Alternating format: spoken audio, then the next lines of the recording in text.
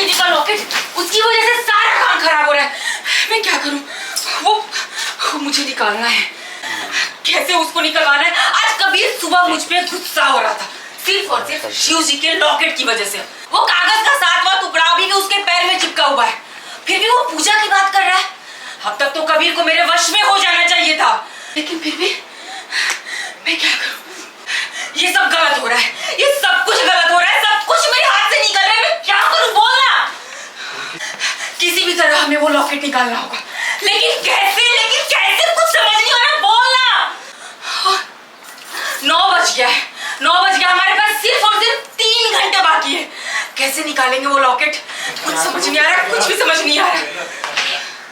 मेरी बात सुन, शांत हो जा, है ना? तू चुप रह।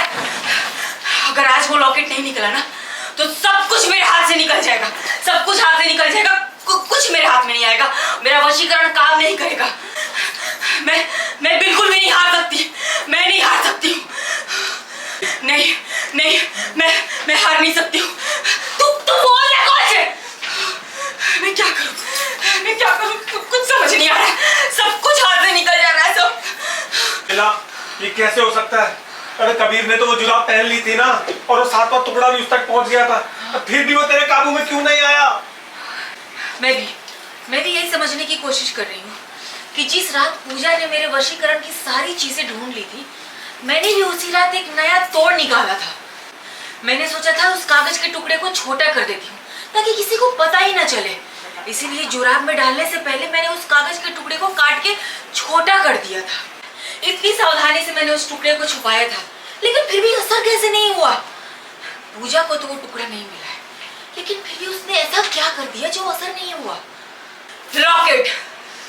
लॉकेट था उसके गले में, जो इससे पहले कभी नहीं था। इसीलिए वशीकरण का पूरा असर नहीं हुआ। कोई तो है जो पूजा की मदद कर रहा है वशीकरण से बाहर निकालने के लिए। कोई तो है। इससे पहले पूजा ने तो ऐसा कभी नहीं सोचा ना। कोई तो है। कौन हो सकता है? मुझे नहीं पता वो कौन है, लेकिन अभी मुझे सिर्फ और सिर्फ एक काम करना है।